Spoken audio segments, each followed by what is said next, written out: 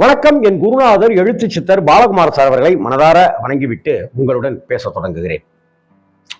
இங்க தென்னை மரத்துல தேல் கொட்டினால் பனை மரத்தில் நெறிகட்டி கொள்ளும் அப்படின்னு ஒரு பழமொழி இருக்குங்க. ஏங்க, தென்னை மரத்துக்கும் பனை மரத்துக்கும் என்னங்க சம்பந்தம் அப்படின்னு சொல்லுவோம்.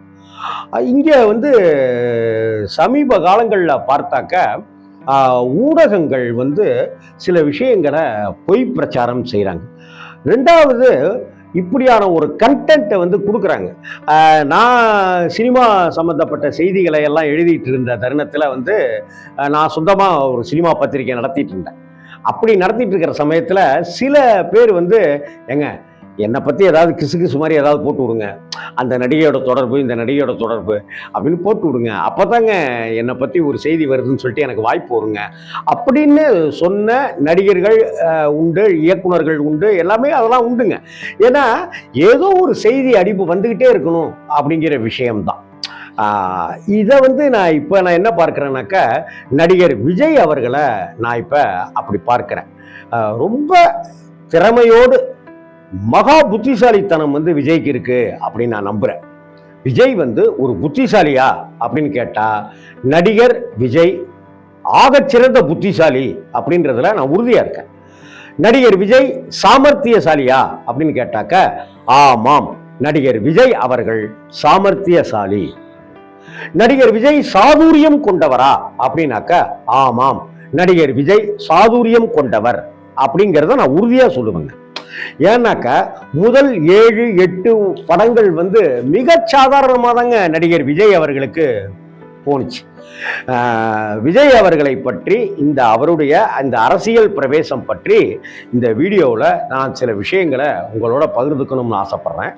இதை கொஞ்சம் ஸ்கிப் பண்ணாமல் பாருங்கள். ஏன்னா விஜய் அப்படிங்கிற ஒரு கதாபாத்திரம், ஒரு கேரக்டரைசேஷன் பற்றி நாம முழுசா புரிஞ்சுக்கிறதுக்கு உண்டான வாய்ப்பாக இது உங்களுக்கு அமையும்னு நான் நம்புறேன்.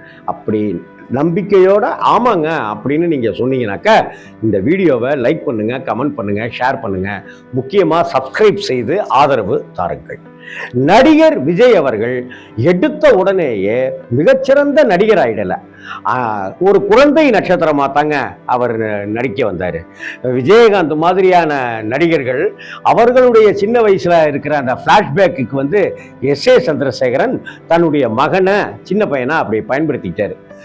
கிட்டத்தட்ட கமலஹாசன் எப்படி குழந்தை நட்சத்திரமாக அறிமுகமானாரோ அது மாதிரிதான் எத்தனையோ பேர் போல விஜய் அவர்களும் குழந்தை நட்சத்திரமாக அறிமுகமானார்.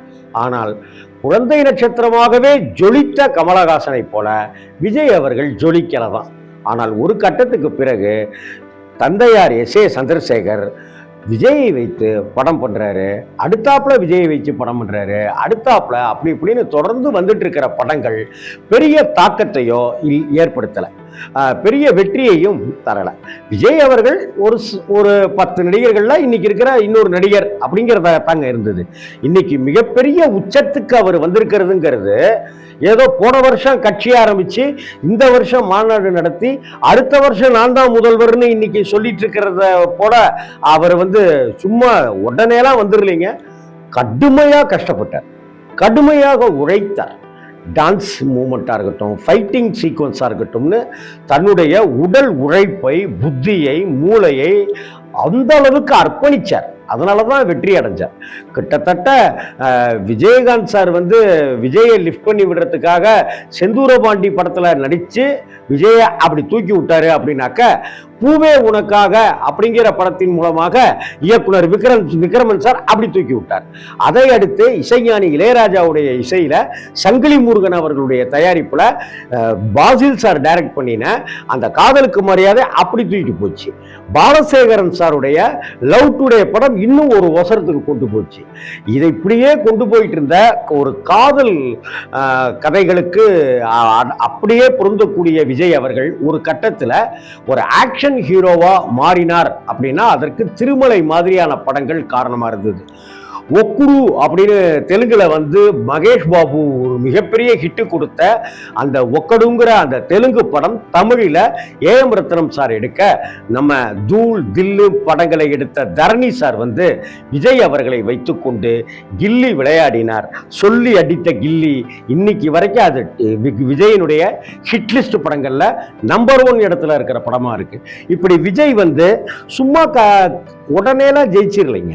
அவ்வளவு கஷ்டப்பட்டு 10 லட்ச ரூபா சம்பளம், 25 லட்ச ரூபா சம்பளம், 50 லட்ச ரூபா சம்பளம், 1 கோடி ரூபா சம்பளம்ட்டு இன்னைக்கு ஒரு 200 கோடி ரூபாய் சம்பளம் வாங்கி கொண்டிருக்கிற விஜய் அதை எல்லாத்தையும் தியாகம் செஞ்சுட்டு இன்னைக்கு அரசியலுக்கு வந்திருக்கிறாருன்னு எல்லாருமே சொல்றாங்க, அவங்க கட்சியை சேர்ந்தவர்கள். அவரே சொல்றாரு, நான் இவ்வளவு சம்பாதிச்சேன், அதை எல்லாத்தையும் நான் தியாகம் செஞ்சுட்டு ஏன் வந்திருக்கேன் உங்க எல்லாருக்கும் நல்லது செய்யறதுக்கு தாங்க. நீங்க கொடுத்தது தாங்க இதுக்கெல்லாம் இந்த நன்றி கடன் செலுத்துறதுக்கு இந்த ஜென்மம் பத்தாதுங்க.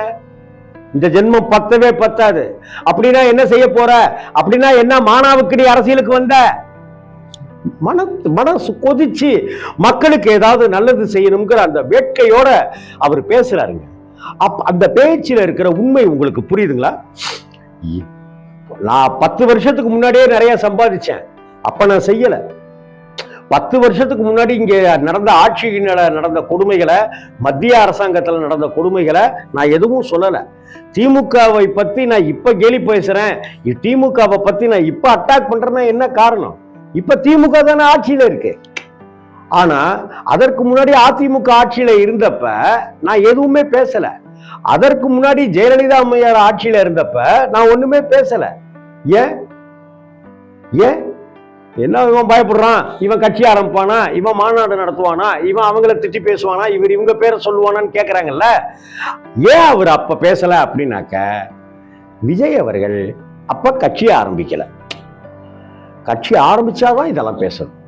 கட்சியை ஆரம்பிச்சாதான் நாட்டில் நடக்கிற ஒரு விஷயத்துக்காக கொந்தளிக்கணும், கடுமையான கண்டனத்தை தெரிவிக்கணும்.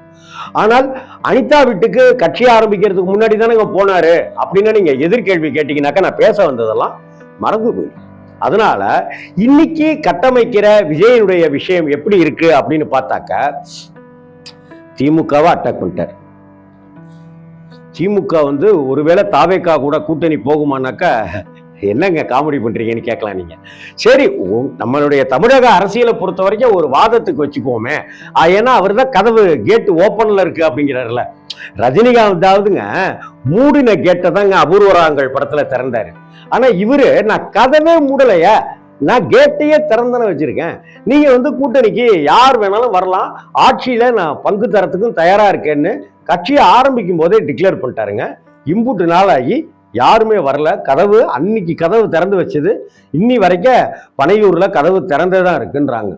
அப்படிப்பட்ட ஒரு சூழ்நிலையில சரி, திமுக வந்து தாவேக்கா கூட கூட்டணி போறதுக்கு தயாரா இருக்கானாக்க அவங்க இல்லையா, அவங்களுக்காக ஒரு துளி கூட அந்த மாதிரி எண்ணம் இல்லை. ஏன்னா முதல்வர் ஸ்டாலின் வந்து இப்ப முதல்வராக இருக்காரு, அடுத்த தேர்தலில் ஸ்டாலின் முதல்வராக வரணும். அமித்ஷா என்ன சொல்றாரு, உதயநிதி அவர்களை முதலமைச்சர் ஆக்கிறதுக்கெல்லாம் நான் விடவே மாட்டேன் அப்படின்னு சொல்லிட்டு போறாரு. இப்ப வந்துட்டு உள்துறை அமைச்சர் ஐயா அமித்ஷா வந்து தெளிவா சொல்லிட்டு போறாரு, உதயநிதியை நான் முதலமைச்சர் ஆக்க மாட்டேங்க, முடியாதுங்க, தடுத்தே தீருவேன் அப்படின்னு சொல்லிட்டு போறாரு. அப்படிப்பட்ட ஒரு சூழ்நிலையில நான் தான் முதல்வர் அப்படின்னு வேட்பாளர்னு சொல்லிட்டு இருக்கிற விஜய் கூட திமுக எப்படி கூட்டு சேருவாங்க? சேர மாட்டாங்க. விடுதலை சிறுத்தைகளை எப்படியாவது ஆதவர்ஜுனா அங்கிருந்து தாவேக்காவுக்கு வரும்போது வாங்க வாங்க அப்படின்னு வாசலுக்கு வந்து விஜய் அவர்கள் ஆதவர்ஜுனாவா வரவேற்கிறாரு. பார்த்துட்டு ஷாக் ஆயிட்டாரு. ஏன்னா அப்படியே திருமாவளவனை கூட்டிட்டு வருவாரு, விடுதலை சிறுத்தைகளை கூட்டிட்டு வருவாரு, வன்னி அரசு உட்பட அந்த தொண்டர் படையோட சிறுத்தைகள் படையவே கூட்டிட்டு வந்துருவாருன்னு பார்த்தாக்கா ஆதவர்ஜுனா தனி ஒரு ஆளா வராரு. நான் தனி ஆள் இல்லை அப்படின்னு சிட்டிசன் படத்துல அஜித், விஜயனுடைய நண்பர் அஜித் சொல்லுவார்ல, அது மாதிரி ஆதவர்ஜுனா வந்த உடனே அவருக்கு ஷாக் ஆயிடுச்சு. அதனால இந்த மீட்டிங்ல, சமீபத்திய மீட்டிங்ல, அது வந்து மீட்டிங்னு தாங்க சொல்லணும், பொதுக்கூட்டம்னு தான் சொல்லணும். மாநாடுங்கிறது 2 நாள் நடக்கும். இது வந்து 1.5 மணி நேரம் தான் நடந்திருக்கு. அப்படிப்பட்ட சூழ்நிலை, அதுவும் 102 டிகிரி வெயில்ல நடக்குது. சூரியனுடைய கொடுமையை பாருங்க அப்படின்னு மக்களுக்கெல்லாம் தெரியணுங்கிறதுக்காகவே, சூரியனாக்க உதய சூரியன், உதயசூரியனாக்க திமுகவுடைய கொடுமையை பார்த்தீங்களா, எப்படி சுட்டு பொசுக்குது நம்மளை அப்படின்னு தெரியணுங்கிறதுக்காகவே நல்ல 102 டிகிரி அடிக்கிற வெயில தான் இந்த கூட்டத்தையே நடத்தியிருக்காங்க. 1.5 மணி நேரத்தில் முடிச்சிட்டாங்க. அப்ப இந்த இதுல வந்து திமுகவை அட்டாக் பண்றார், விடுதலை சிறுத்தைகளை அட்டாக் பண்றார், ஒரு கம்யூனிஸ்ட் அட்டன் பண்றார், ஒரு கம்யூனிஸ்ட் விடாம இன்னொரு கம்யூனிஸ்டையும் அட்டாக் பண்றார், இப்படி மதிமுகவை அட்டாக் பண்றார். இதெல்லாம் என்ன கூட்டணி கட்சிகள் அப்படின்ற ரீதியில சொல்லிட்டு வர. இந்த பக்கம் பாத்தீங்கன்னாக்கா சீமானுக்கும் இவருக்கும் தான் போட்டி இருந்தது. ஏன்னா சீமானும் இவரும் தான் சேர்றதா இருந்தது இல்லையா. இப்ப அணில் குஞ்சு அப்படின்னு சொல்லி அது மாதிரிலாம் நான் சொல்ல மாட்டேங்க. விஜய் அவர்களா அணில் குஞ்சு அப்படின்ட்டுலாம் நான் சொல்ல மாட்டேன். ஆனா அணில் குஞ்சுகள் அப்படின்னு தான் சீமான் வட்டாரத்துல சொல்லிட்டு இருக்காங்க. ஏன் இப்ப இன்னைக்கு பெரிய விஷயம், அந்த பொதுக்கூட்டம் ரேம்ப் வாக்கெல்லாம் வைரல் ஆனிச்சோ இல்லையோங்க, சீமான் 2021 ஆண்டு சொன்ன ஒரு கதையை இந்த மேடையில விஜய் அவர்கள் சொல்லியிருக்கிறது ரெண்டுத்தையும் சேர்த்து போட்டு இன்னைக்கு கிழிச்சு தொங்க விட்டுட்டு இருக்கானுங்க. அதை பார்க்கும்போது வேதனையா இருக்கு. என்னையா விஜய்க்கு கூட இருக்கிறவங்க நல்ல சம்பளம் தந்து வச்சிருக்கிறாரு, கதையை யார்கிட்டேருந்து திருடணும்? போய் சீமாட்டேந்தா கதையை திருடுறது? அவரே கதையை விடுறவர், அவர்கிட்ட போய் கதையை திருடினீங்கனாக்கா அது எவ்வளவு கேவலம் தளபதி விஜய்க்கு. சரி அப்படின்னு பார்த்தாக்கா இந்த முறை அதிமுக கடந்த 6 மாசமாவே அதிமுகவும் கதவை திறந்தாங்க வச்சிருந்துச்சு. நீ மட்டும்தான் உங்க வீட்டுல மட்டும்தான் கதவு இருக்குதா? எங்க வீட்லயும் கதவு இருக்குது. உன் வீட்டு கதவை மட்டும்தான் நீ பப்பரப்பான்னு திறந்து வச்சிருப்பியா? நாங்களும் தான் திறந்து வச்சிருப்போம்னு எடப்பாடி ஐயா கதவை திறந்தே வச்சிருந்தாருங்க. எதுக்காக? கூட்டணியில சேரணுங்கிறதுக்காக. பார்த்தா யார் யாரோ வராங்க, சந்தோஷமாகி வாசலுக்கு போய் வரவேற்கலாம்னு போனாக்கா அங்க விஜய் வரலைங்க, அமித்ஷா தான் வந்தார். என்னடா இப்படி ஆகி போச்சு, சரி ரைட்டு என்ன பண்றதுன்னு யோசிச்சுட்டு இருக்கும் போதே கையை பிடிச்சி டக்குன்னு அமித்ஷா தூக்கி கூட்டணி அப்படின்னு சொல்லிட்டாருங்க. போதா குறைக்கு டெல்லியில இருந்து இவர் கார்ல உட்கார்ந்து வண்டி எடுப்பா அப்படின்னு எடப்பாடி சொல்லும் போதே அமித்ஷா ட்விட்டர் போட்டாங்க, கூட்டணி உறுதியாயிடுச்சு அப்படின்னு சொல்லிட்டு. இப்ப இந்த சமயத்துல கதவை விஜய் அவர்கள் திறந்து வச்சிருக்கிற மாதிரியே விஜய் வருவாரு அப்படின்னு இவர் திறந்து வச்சிருக்காரு. எடப்பாடி வந்து விஜய் வருவாருன்னு திறந்து வச்சிருக்காரு. அங்க என்னடானாக்கா விஜய் வந்து எடப்பாடி வருவாருன்னு அவரு கதவை திறந்து வச்சிருக்காரு. எடப்பாடி வருவாருன்னு விஜய் திறந்து வச்சிருக்காரு. ஏன்னா விஜய் தான் சிஎம் வேட்பாளர். விஜய் வருவார்னு எடப்பாடி திறந்து வச்சிருக்காரு. ஏன்னா எடப்பாடி தான் சிஎம் வேட்பாளர். இன்னைக்கு இந்த சிஎம் வேட்பாளர் பிரச்சனை வந்து ஒரு வழியா முடிஞ்சு போச்சு. என்னன்னாக்கா அதிமுகவையும் இந்த தடவை திட்டாருங்க, ஊழல் ஆட்சிங்கிற மாதிரிலாம் சொல்லிட்டாரு. அப்படி ஊழல்லாம் செஞ்சுட்டு இன்னைக்கு ஒன்றிய அரசுக்கு பின்னாடி ஒளிஞ்சிட்டு இருக்கு அப்படிங்கிற மாதிரிலாம் சொல்லிட்டாரு. இப்படி எல்லாத்தையுமே வரிஞ்சு கட்டி சொல்லிட்டாரா? மிஸ்டர் மோடிஜி அப்படின்னு சொன்னது என்னங்க தப்பு? ஒருத்தங்களை மிஸ்டர் மிராண்டா அப்படின்னு, ஏன் ரஜினி வந்து மிஸ்டர் பாரத் அப்படின்னு ஒரு படத்திலேயே கூட நடிச்சிருக்கிறார். இப்படிப்பட்ட ஒரு சூழ்நிலையில பார்த்தீங்கன்னாக்கா மிஸ்டர் மோடிஜி அப்படின்னு எப்படி கேட்கலான்னு சுப்ரீம் ஸ்டார் சரத்குமார் வந்து ரொம்ப வருத்தத்தோட கேட்குறாரு. அவரு தான் வந்து கடந்த 2 வருஷத்துக்கு முன்னாடி வாரிசு படத்தில் விஜய் கூட நடிக்கும்போது அடுத்த சூப்பர் ஸ்டார் விஜய் தான் அப்படின்னு சொல்லிட்டு பேசினார். அப்படி விஜய் தான் சூப்பர் ஸ்டார்னு சரத்குமார் சொன்னார்லங்க. இன்னைக்கு சரத்குமாருடைய தலைவராக இருக்கிற மோடிஜியை மிஸ்டர் மோடிஜின்னு சொன்னேன்னா சரத்குமாருக்கு பாவம் தாங்க முடியல.